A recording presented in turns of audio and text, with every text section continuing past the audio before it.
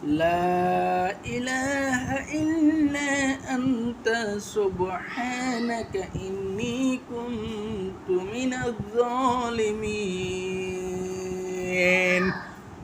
অনুবাদ আপনি ব্যতীত আর কোনো উপাস্য নেই, আমি আপনার পবিত্রতা ঘোষণা করছি, অবশ্যই আমি পাপী।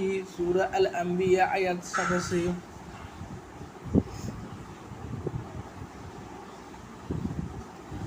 ফজিলত। আল্লাহ তাআলা ইরশাদ করেছেন, আমি নবী ইউনূসের প্রার্থনা মঞ্জুর করেছি, তাকে দুঃখ থেকে মুক্তি দিয়েছি। অনুরূপভাবে যেই মুমিনরা এই দোয়া পড়বে আমি তাদের ভিন্ন বালা মুসিবত থেকে মুক্তি দিব। সূরা আল আম্বিয়া 88।